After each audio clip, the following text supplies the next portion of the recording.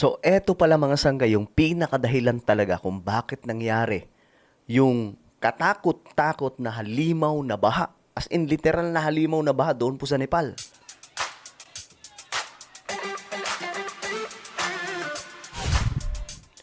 Alright, so, hindi naman sa pananakot mga sangkay, no? Pero grabe na po itong nangyayari ngayon sa ating mundo. At grabe yung mga distraction na nagaganap. Bago po mangyari yung sa Nepal, mga sangkay, nagaganap po yung grabing mga pagbaha sa iba't ibang panig ng mundo.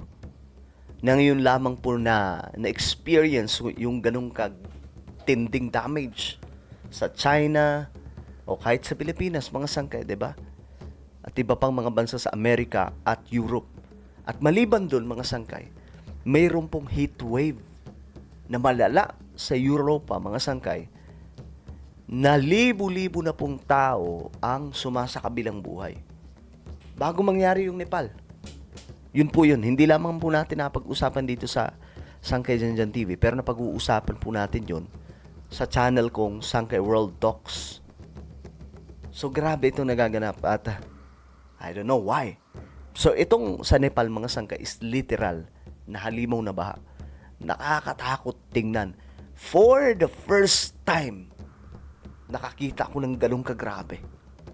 Yung parang tubig na may halong putik na galit galing po sa bundok. Grabe, sobrang nakakakilabot to. So ngayon mga sangkay, ano ba talaga yung dahilan? Anong nangyari? Ano po yung pinaka-deep reason why? Ano nga bang nangyari doon sa Nepal? Ito, malalaman po natin ngayon mga sangkay. Anyway, sa mga hindi pa po dyan nakakapag-subscribe sa ating YouTube channel, subscribe nyo na para lagi po kayong updated sa bawat vlog po natin, yung mga komentaryo po natin. Sa mga nanonood naman po sa Facebook, follow nyo po yung ating Facebook page. So, ito nga po ang nangyari. Bago natin pag-usapan yung kung ano nga bang reason, tingnan po muna natin mga sangkay kung gaano ka nakakakilabot itong video. Ayan o. First time ko makakita ng ganito na parang, alam mo yun, tingnan po ninyo, para po siyang kumukulong tubig. Kulang na lang mga sangkay may mag-form na mukha na galit na galit. Tingnan nyo mga sangkay oh. Kawaway mga kabayan oh.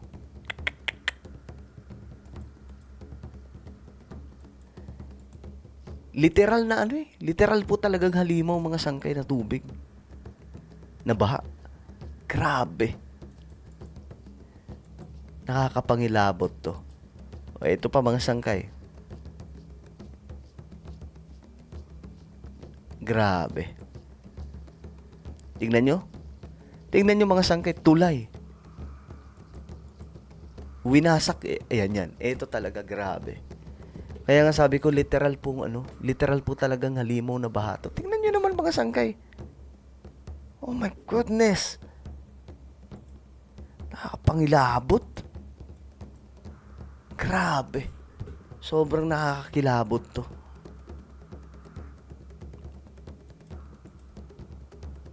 Pati tulay. Umuusok sa mga sangkay, no? Sa tindi.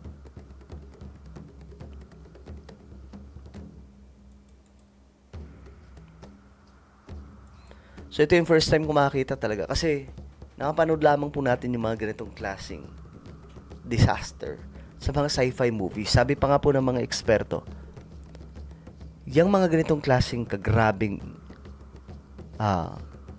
baha, napapanood lamang po natin yan, mga sangkay, sa mga sci-fi movies sa Hollywood. Pero ngayon, mga sangkay, we have experienced ang buong mundo nagulat. Nakakita ng buong mundo kung gaano ka nakakatakot na hindi na po sa palabas mga sangkay, kundi sa totoong buhay na. Ayan, tingnan po ninyo yung mga tao.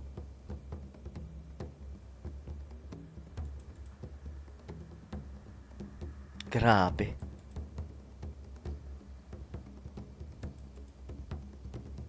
Parang kumukulong tubig eh.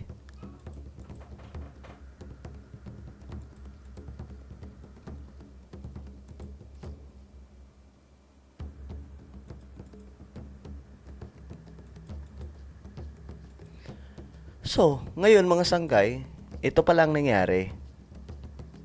Ito yung tunay na nangyari mga sangkay. Pakinggan po natin. Mula po sa malagim na trahedya sa Nepal-China border, atin namang alamin kung paano nagsimula ang malawak na unos. Batay sa preliminary investigation ng Nepali authorities, nagsimula ang lahat sa magnitude 4.4 na lindol na tumama sa border bandang alas 8 pasado ng umaga. Okay, may tumamang lindol. Matatagpuan ang epicenter dito sa lalim na 10 kilometers ay po yan sa United States Geological Survey. At dahil sa pagyanig, nagdulot ito ng ice rock avalanche mula sa Himalayan Glacier. Nagkaroon po ng collapse. Ayan po, Himalayan Glacier. Yung mga liyelo na sobrang dami. At saka, bukod doon mga sangkay, may climate change kasi. Kaya yung mga liyelo, natutunaw na po. Dagdag pa na nagkaroon po ng lindol. So, nag-collapse yung mga yelo, yung glacier, papunta sa baba ng kabundukan. Ibig pong sabihin, nagbagsakan ang malalaking tipak ng glacier rocks mula sa bundok na patuloy naman na dumausdos patungo sa Lendi Kotla River. At So, pumunta sa ilog, mga sangkay. pagbagsak nito sa katubigan ay nagpatong-patong ang mga bato dahilan para maharangan ang mga natural na agos ng tubig sa Lendecola River. So, dapat natural lang ang agos nun, mga sangkay, no? Mabaha pa rin, grabing ba, pero at least hindi ganun kalala. Hindi yung biglaan, mga sangkay. So, itong nangyari. Makalipas na maraming oras ay umapaw ang tubig mula sa ilog dahil na rin sa nakaharang na debris na nagsilbing temporary dam.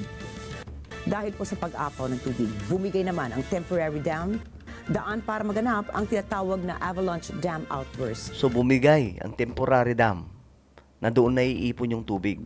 Rumagasa ang malakas na tubig mula sa Lendecola River na naging sanhi para masira ang mga tulay, hydrothermal dams at mga kalsada. Nagdulot din po ito ng mudslide kung saan apektado ang Girong Port patungo sa Trishuli River. Patuloy ang investigasyon ng otoridad mula sa posibleng sanhi ng trahedya. Gayunpaman, hindi inaalis ang posibilidad na magkaroon ng ikalawang serye ng mga pagbaha. Grabe, no? So, ito yung nangyari, mga sangkay. So, tingnan po ninyo. Ito yung glaciers galing po dito. Napunta dito, ho. Ayan siya. Mula dito, pumunta dito. Then, what happened, mga sangkay? Nasira yung mga nagkapatong-patong na bato, kung dahilan kung bakit naipon yan. Then, nagkaroon po ng matinding baha. Parang tsunami, mga sangkay, na galit nanggaling sa bundok. So, ito siya. Ayan. अचानक ठुलो पानीको Ayan. Ganyan siya, mga sangkay. Ang dahilan bakit din po bumigay, dahil din po yung sa malakas na 4.4 na pagyanig. Kaya nangyari yan, mga sangkay. Yan o. So, yan na pong naganap. Ano ibig sabihin nun? Ngayon, mga sangkay, yung mga yelo ng iba't ibang ng iba't ibang lokasyon ng ating mundo, natutunaw ng mga sangkay dahan-dahan. So, itong nangyari sa Nepal ay indikasyon na delikado ang magiging sitwasyon ng ating mundo kung matutunaw yung yelo sa iba't ibang panig ng ating planeta. Tataas yung tubig sa karagatan, marami po mga kabahayan ang mawawasak, maraming tao ang sasakabilang buhay. Kasi ito lang halimbawa, mga sangkay. Sa sobrang daming tubig, imagine niyo yung tubig na nasa yelo, let's say, Mount Everest, grabe, sobrang dami po nun. Kapag natunaw yun, saan mapupunta? Sa baba. So, ganun po siya kadelikado. Pambihira. Well, it happened, mga sangkay. Nangyari na nga po. Anong inyong opinion tungkol dyan? Grabe na itong nagaganap sa ating planeta, ano? Comment down below. Meron tayong YouTube channel. Ito po ay Sangkay Revelation. Hanapin nyo po ito sa YouTube. Kapag nakita nyo na, i-click nyo po yung subscribe, i-click ang bell, at i-click nyo po yung all. Ako na po ay magpapaalam. Mag-iingat pong lahat. God bless everyone.